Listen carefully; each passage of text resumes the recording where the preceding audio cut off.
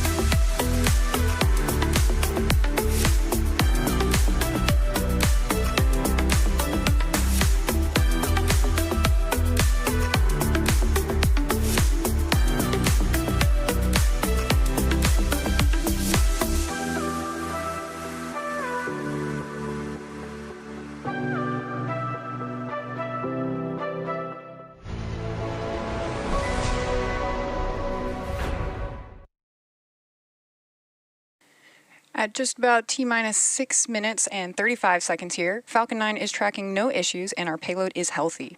Falcon 9 has been loading propellant since T-minus 35 minutes and will finish loading at T-minus 2 minutes. And if for some reason we do not launch today, we have a backup opportunity Stage 1 tomorrow. RP1 load is complete. Tomorrow at 11:19 p.m. Eastern Time.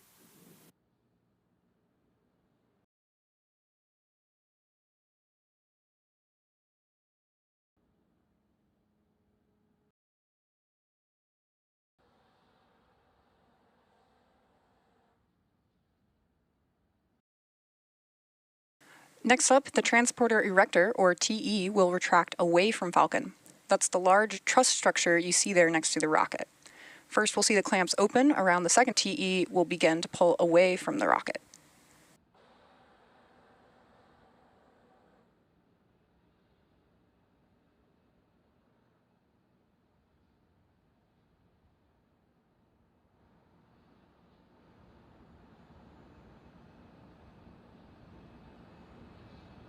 The white clouds that you see around the vehicle are formed by the chilled gas from the LOX tank that we vent overboard to maintain pressure in the tank as needed.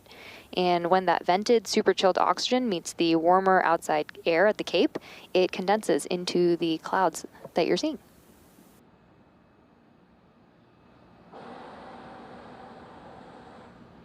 So those clamp arms will begin to open in about 40 seconds from now, and Falcon then 9 tanks are pressurizing for strongback retract. good callouts there,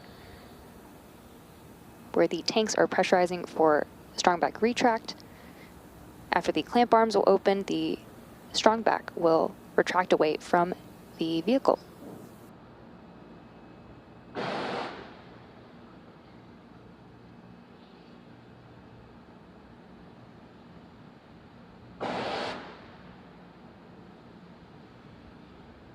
Strongback retract has started.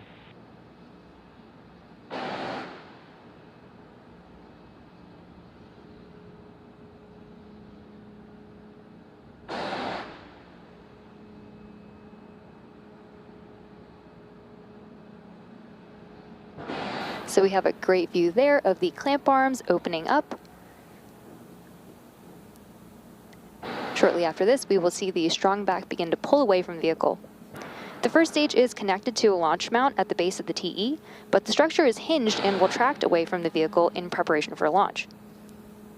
We use the TE both to roll the rocket out to the pad and raise it to its vertical launch position. The TE is also what we use to route the vehicle's fluids, power, and telemetry umbilicals from the ground systems to the rocket and payload until liftoff. You can see on your screen the strongback slowly beginning to pull away.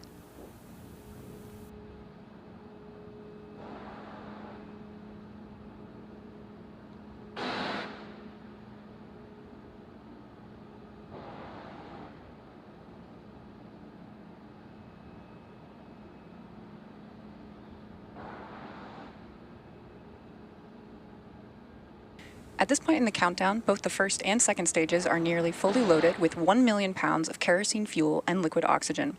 Both first stage and second stage should finish loading propellant about a minute apart from each other.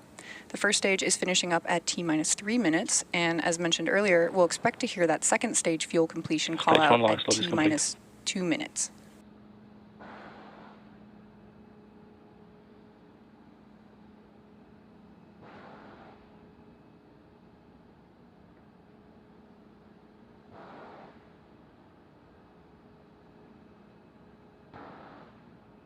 At T-minus 60 seconds, Falcon 9 will be in startup. This means that the rocket's autonomous internal flight computers have taken over the launch countdown. Just inside of T-minus 2 seconds, we light the M1D engines for liftoff. The satellite continues to be healthy, and the Falcon 9 team is tracking no issues on the rocket.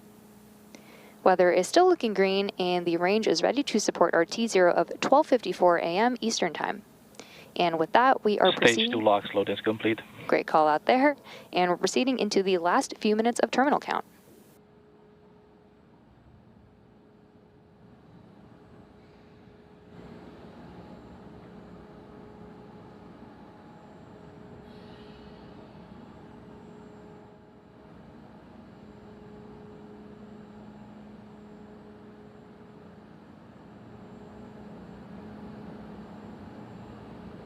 Gas launch closeout.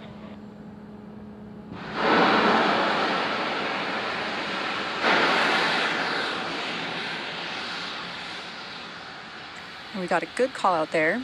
And again, those white clouds you see venting are totally nominal. That's just venting the TE liquid oxygen line.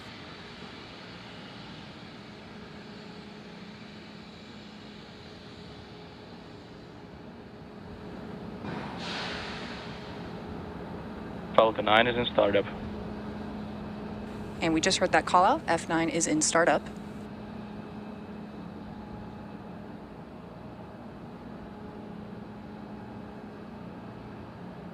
Launch Director, go for launch. And there you heard the launch director give the final go for launch. At this point, all systems are a go for launch of Falcon 9. T minus 30 seconds.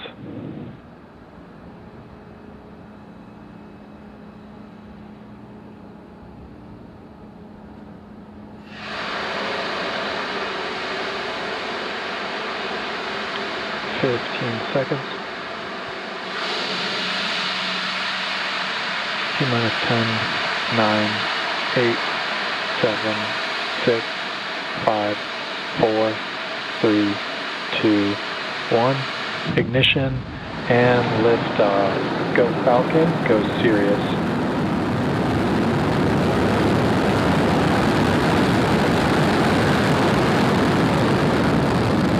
Vehicles pitching downrange.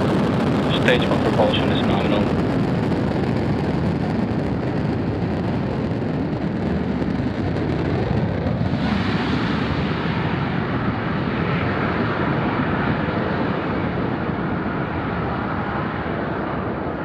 At T plus 32 seconds and counting, Falcon 9 has successfully lifted off from Slick 40 at Cape Canaveral Space Force Station. In just a few seconds, we will throttle the engines down in preparation for max Q, which is a period of maximum aerodynamic Power and pressure telemetry nominal. on the vehicle. We just heard that good call out. Now during ascent, we tilt the engines, which is also known as gimbaling, and that turns the rocket horizontally. It's what we call a gravity turn. So at this point, the vehicle is still going up, but now we are Falcon 9 also... is supersonic. We just heard that supersonic call out, but now we are also heading horizontally away from the launch pad.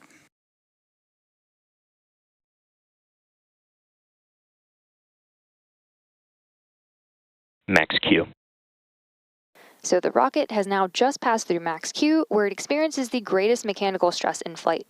The rocket typically needs to go 17,500 miles per hour horizontally in order to avoid being pulled back down to Earth and get into orbit.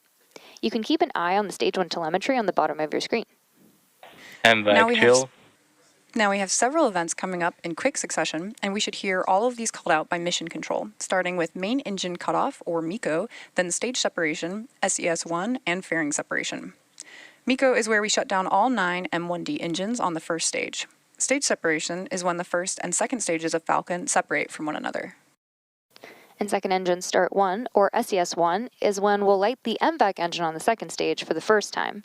Less than a minute after that, the fairing will then jettison from the second stage, as it's no longer needed to protect the payload once we're in space. So keep an eye out for these events that are going to happen back to back, all coming up in about 15 seconds from now.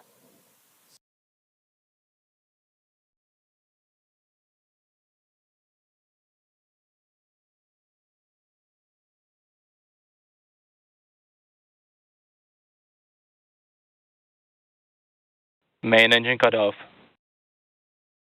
Stage separation confirmed.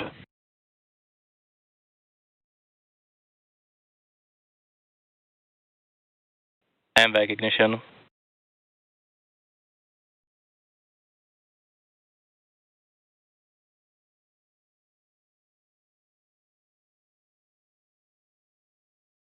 And there you heard and saw those events that happened back to back, which again were MECO, stage separation, and SES-1. Next up will be fairing separation, coming up in about 20 seconds here.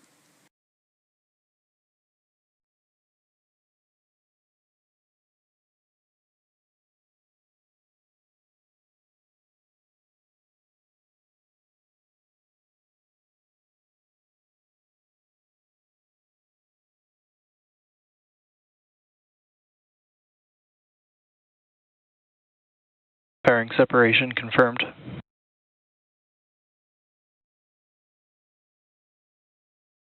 And there we heard fairing separation confirmed and saw that fairing separating. Now, as we mentioned earlier, we will be attempting to retrieve these fairing halves again once they fall back to Earth. They will be taken back to shore by our ocean recovery vessel, Doug.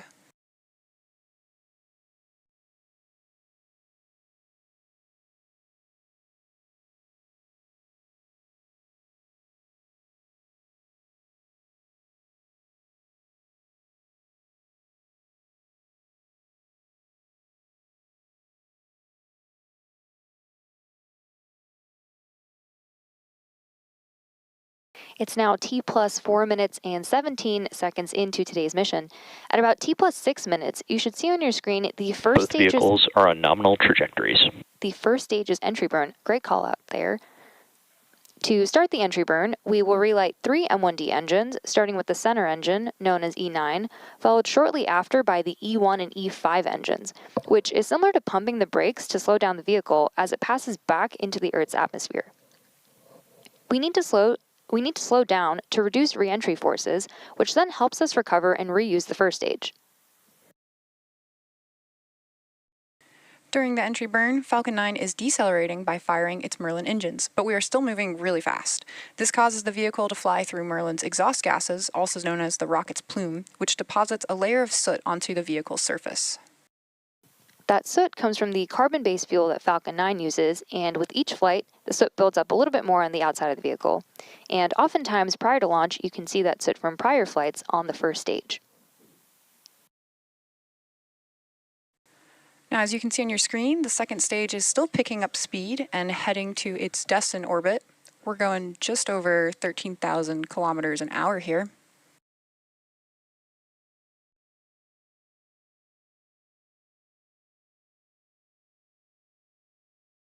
We've got just about another 20 seconds here until that entry burn starts, which typically lasts for about 20 seconds.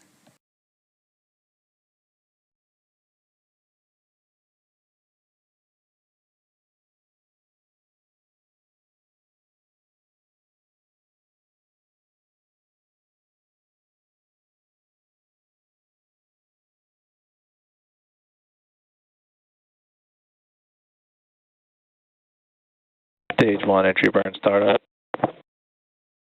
Stage 1 FTS has saved. So engines 1, 5, and 9 have all relit for the entry burn. The Falcon 9 first stage that is supporting today's mission is performing this entry burn for its 8th time. Reusability is key to lowering the cost of spaceflight, which enables more investments in critical scientific research. Stage 1 entry burn shuts down. The Merlins on the first stage are optimized for sea level. These achieve 190,000 pounds of thrust each during ascent and descent. At liftoff, Falcon 9's first stage has thrust greater than 5 747 airplanes at full power. The MVAC engine, which has a much wider nozzle than the M1D, is optimized to 220,000 pounds of thrust in vacuum. Coming up next, we will start our landing burn on the first stage, followed quickly by MVAC engine shutdown on the second stage.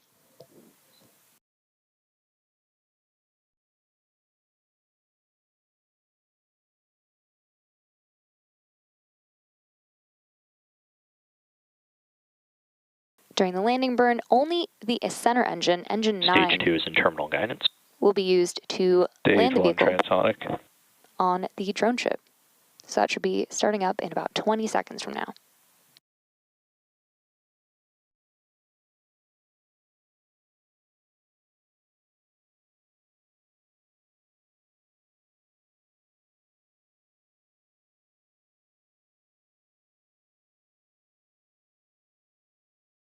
Stage 1 landing burn. Stage 2 FTS is saved.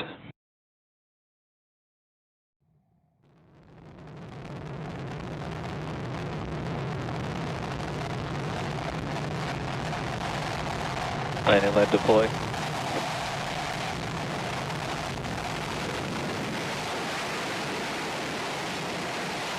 Stage 1 landing confirmed. Nominal orbit insertion. So we just had confirmation of nominal orbital insertion for the second stage. And with that successful landing of the booster, this was the 8th launch and landing for this first stage, which previously launched Crew 9, RRT-1, Firefly Blue Ghost Mission 1, From 2, and 3 Starlink missions. So with that, stage 2 is embarking on its coast phase, after which the MVAC engine will relight for a second time at about T plus 26 minutes. And that will be followed by payload deploy. We're going to take a quick break here and leave you with some nice space tunes. We'll see you back here in about 15 minutes.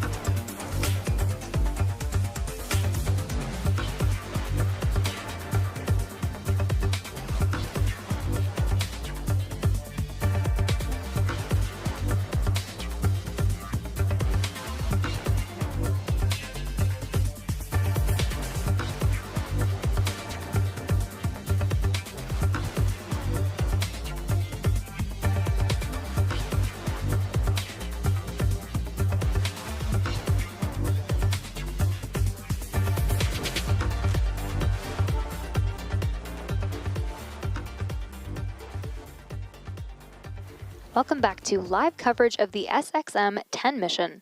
We've had a great mission so far with an on-time liftoff at 12:54 a.m. Eastern Time from Space Launch Complex 40 at Cape Canaveral Space Force Station.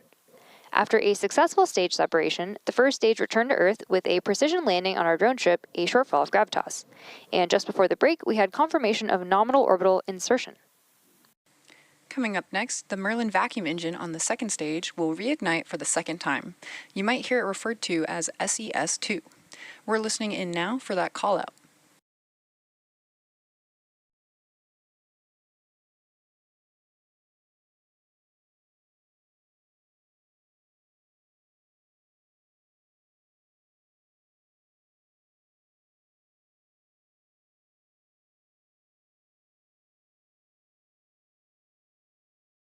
MVAC ignition.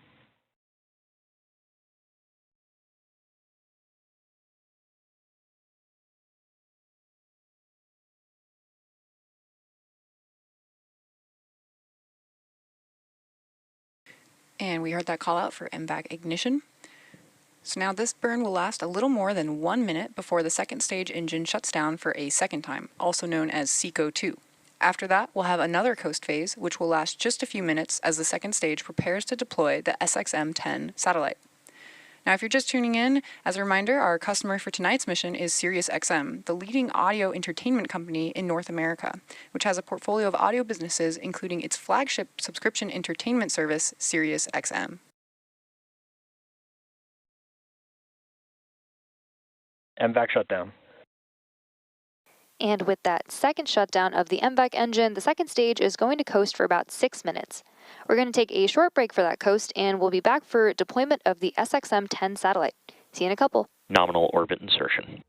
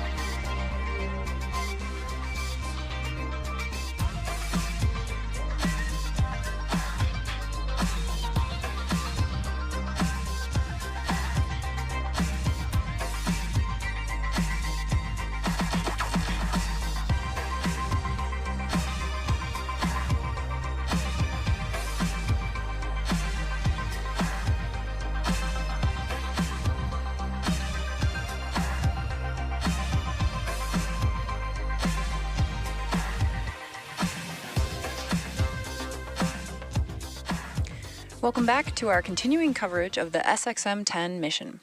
Before the break, the Merlin vacuum engine on the second stage reignited and burned for a little more than a minute before successfully shutting down for the second time. And now we're less than a minute away from expected payload deploy, which we should be able to see as it happens. As a reminder, our customer for tonight's mission is SiriusXM. SXM-10 is the latest high-powered satellite joining SiriusXM's fleet, following up the SXM-9 satellite, which was launched by SpaceX 6 months ago.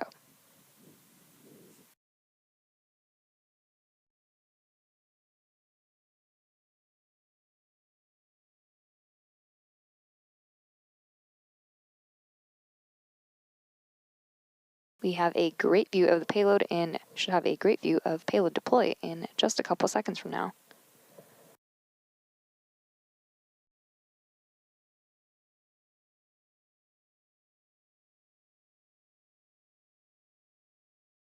SiriusXM-10 payload deploy confirmed. And we just heard the call, and there you can see successful deployment of the SXM-10 geostationary communications satellite. Incredible view there. And that will wrap up tonight's live coverage of the SXM-10 mission. All of us here at SpaceX want to thank our customer, SiriusXM. We also want to thank the Eastern Range and Federal Aviation Administration for supporting today's mission. If you're interested in more launch coverage, be sure to check out spacex.com/launches for the most up-to-date information. And remember to follow @SpaceX on X. Thank you for tuning in, and we'll see you again soon.